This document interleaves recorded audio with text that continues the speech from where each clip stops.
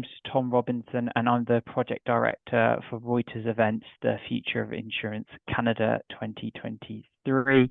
I'm delighted today to be joined by another one of our top level speakers who's going to be speaking at this year's conference. I'm delighted to have Combined Insurance's VP and Chief Compliance Officer for Canada, Gourami, on the other side of the line.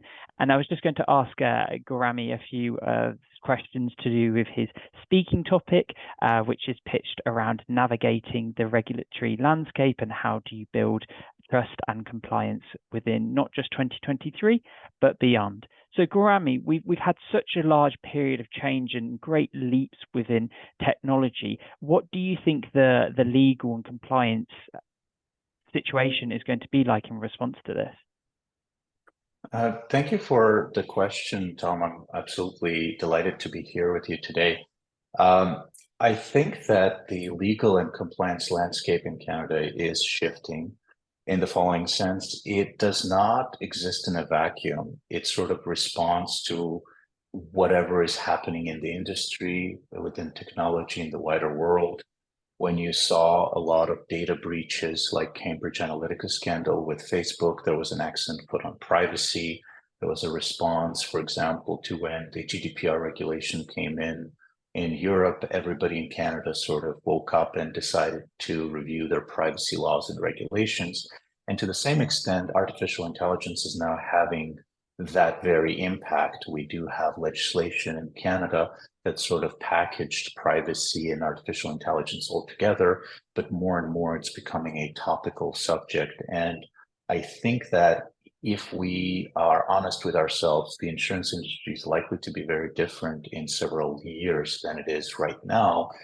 For example, everybody is already thinking how to integrate these new technologies, how to sort of capture and unlock the potential that they bring with respect to either the sale of insurance products or the servicing of insurance products, whether on claims or underwriting or other sort of back office activities that can be much improved.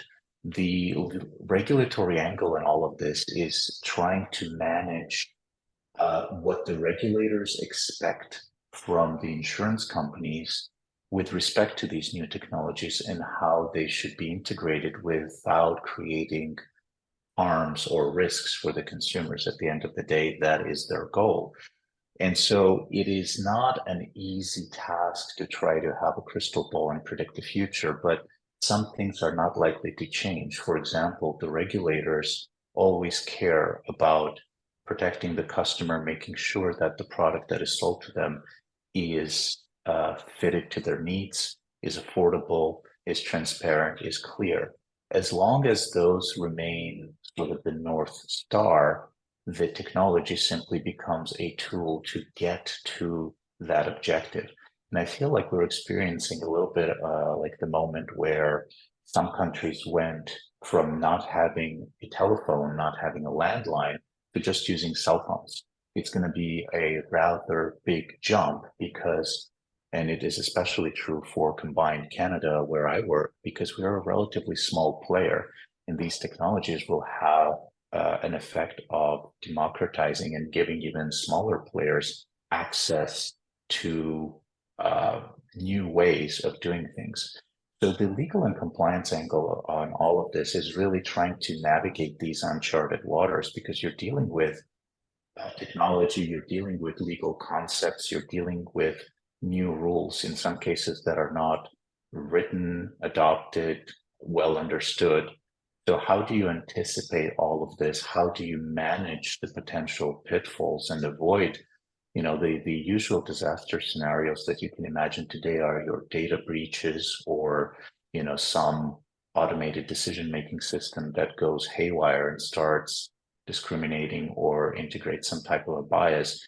Those are sort of the nightmare scenarios, but I'm sure that in the coming years, we're likely to experience even more, rather strange regulatory issues that yet are hard to anticipate. So I think our job in the industry is try to worry about those risks. I mean, the insurance The legal and compliance people are often playing the role of Chicken Little, worrying about the sky that is going to fall on our heads.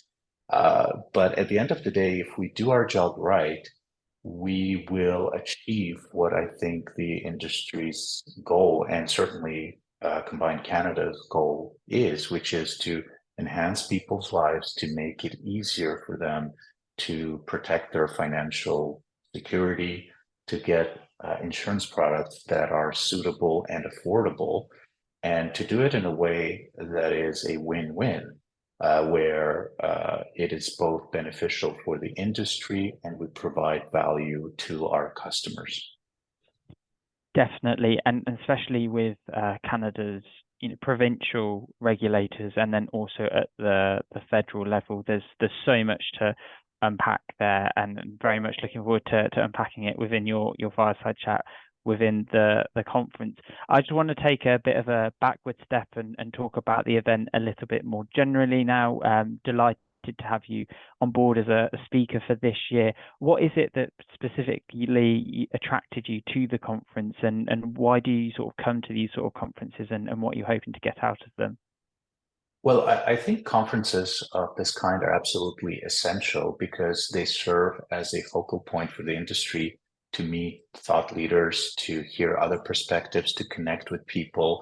I am actually very honored to be invited as a speaker, but I'm a relative newcomer to the insurance industry. So I think even if I didn't have the opportunity to speak, I would be there just to listen, because there's a great amount that I hope to learn from others who have a longer track record and more experience. So I can sort of try to shine a small light on a small piece of one puzzle, but I'm much more interested in what everybody else has to say, because we are collectively thinking about where this industry is going and what do we need to think about in order to make our respective businesses successful. In the specific case of legal and compliance, how to avoid these pitfalls. But I think it's an event that cannot be missed, because these types of connections and interactions are invaluable and continue serving people for a long time after the event is over. No, that's awesome. And we're delighted to have you on board, and very much looking forward to meeting you in Toronto a little later this year. Thank you very much.